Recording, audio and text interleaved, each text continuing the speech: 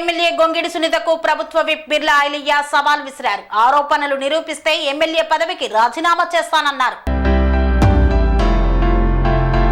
ఆలేరు నియోజకవర్గ మాజీ శాసనసభ్యురాలు గొంగిడి సునీతకు ప్రభుత్వ విప్ బిర్లా ఐలయ్య సవాల్ విసిరారు. ఆరోపణలు నిరూపిస్తే ఎమ్మెల్యే పదవికి రాజీనామా చేస్తా, నిరూపించకపోతే రాజకీయ సన్యాసం తీసుకుంటావా అని ప్రశ్నించారు బిర్లా ఐలయ్య. గొంగిడి సునీత మతిస్థిమితం కోల్పోయి ఆరోపణలు చేస్తున్నారు. బిర్లా ఐలయ్య బదులు నీళ్ల ఐలయ్య అని ఆలేరు ప్రజలు పేరు మార్చారు. కొలనపాక ల్యాండ్ ఇష్యూతో తనకు సంబంధం లేదని పేర్కొన్నారు బిర్లా ఐలయ్య. బిర్లా ఐలయ్య బినామీలు ఎవరో నిరూపించమని ప్రశ్నించారు. 150 డాక్యుమెంట్లలో తన అనుచరుల పేర్లు ఒక్కటి ఉన్నా రాజీనామా చేస్తానన్నారు. నిరూపిస్తే తక్షణమే రాజీనామా చేస్తా, నిరూపించకపోతే రాజకీయ సన్యాసం తీసుకుంటావా గొంగిడి సునీత అని ప్రశ్నించారు. కేటీఆర్ తప్పు చేశాడు కాబట్టే ప్రశ్నించా, బీసీ ఎమ్మెల్యేను కాబట్టే ఆరోపణలు చేస్తున్నారు. ప్రజాదరణ చూసి గొంగిడి సునీత ఓర్వడం లేదు. దమ్ముంటే 10 రోజుల్లో నిరూపించాలి. వెంటనే సవాల్ స్వీకరించి బహిరంగ చర్చకు రావాలన్నారు.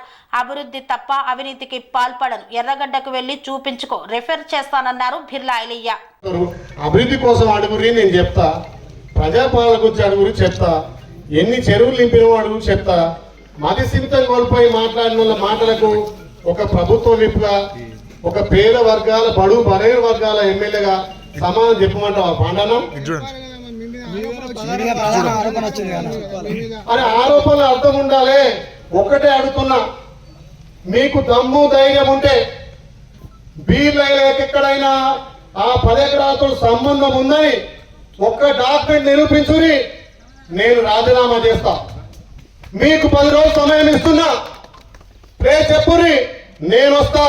ఆ డాక్యుమెంట్లకు కానీ ఆ ల్యాండ్కి కానీ నాకు సంబంధం ఉంటే నేను రాజీనామా చేయడానికి సిద్ధం. మొన్న పదవి పోయింది, ఇలా పిచ్చెక్కి మాట్లాడుతుంది. ఆమె మాటకు అర్థం ఉందా? ఒకసారి అన్నది నేను ఇంగ్లీష్ చదువుకున్నా, ఐలేక్ ఇంగ్లీష్ రాదని. మరి ఆ మాజీ ఎమ్మెల్యే గారు అడుగుతున్నా, నీకు చదువు ఎక్కువైంది తల్లి, ఒకసారి డాక్యుమెంట్ లో బీర్లైలే పేరు కానీ బీర్లైలే అనుచరులు కానీ ఆలయ నియోజకం సంబంధించిన వాళ్ళ పేర్లు ఉన్నాయా? 154 డాక్యుమెంట్లు అయినాయన్నావు. 150 డాక్యుమెంట్లు ఐలే పేరు కానీ ఐలేకి సంబంధించిన వాళ్ళ పేర్లుంటే నేను తక్షణమే రాజీనామా చేస్తా. లేకపోతే నువ్వు రాజకీయ సన్యాసం తీసుకో. పిచ్చి పిచ్చి మాటలు మాట్లాడుతున్నావు. నీకు పదవైనటువంటి బాధలో మతి స్థిమితమై మాట్లాడుతున్నావు. అవసరమైతే ఎర్రగడ్డకు యశోద హాస్పిటల్ రెఫర్ చేస్తా, చూసుకొని మతి తెచ్చుకొని మాట్లాడమని చెప్తున్నా. చదువుకున్న వాళ్ళు రకంగా మాట్లాడతారా? సంఘటన జరిగి 10 రోజులు అవుతుంది. నిన్న కేటీఆర్ గారు గౌరవ ముఖ్యమంత్రి మాట్లాడిన మీద నేను ప్రెస్ మీట్ పెడితే నీ పార్టీ నీకు చివాట్లు వేస్తే నువ్వు నా మీద ప్రెస్ మీట్ పెడతావు. అవును, కేటీఆర్ బద్మాశాలు లుచ్చాశాలు వేసిండు కాబట్టి ఇలా కోర్టు ఎక్కాల్సి వస్తుంది, ఇలా ఏసీబీ దగ్గరికి పోవాల్సి వస్తుంది.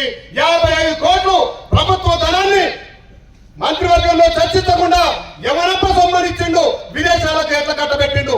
దాని మీద ప్రశ్నిస్తే నీకు ముఖం చల్లగా బీలైన ఒక బీసీ బిడ్డ అని చెప్పి ఒక దురాంకరంతో మాట్లాడుతున్నావు. బీలైన పేరు మారిందంటున్నావు. అవును, బీలైన పేరు 10 నెలల్లో మారింది. ఇలా నీళ్ళని చెప్తున్నారు. దానికి నువ్వు తట్టుకోక ప్రజాదరణ చూసి 10 ఏళ్లలో చేయని పనులను 10 రోజులలో చేస్తుంటే మది స్థిమితం కోల్పోయి ఏమన్నా నీకు ప్రజల మీద విశ్వాసం ఉంటే నేను ఛాలెంజ్ విసుతున్నా. 10 రోజుల్లో ఎక్కడికి రమ్మంటో చెప్పు. ఆ డాక్యుమెంట్లతో కానీ ఆ ల్యాండ్ యజమానులతో కానీ నాకు సంబంధాలు ఉన్నట్టయితే నేను రాజీనామా సిద్ధం. నువ్వు నీ రాజకీయ సన్యాసానికి సిద్ధమని సవాల్ విసుతున్నా. దమ్ముంటే సవాల్ స్వీకరించి ఈ డాక్యుమెంట్ల మీద చర్చ పెట్టాలి. నేను ఇప్పటిదాకా మాట్లాడదలుచుకోలే. మీ పిచ్చి పిచ్చి మాటలు నేను తడవా.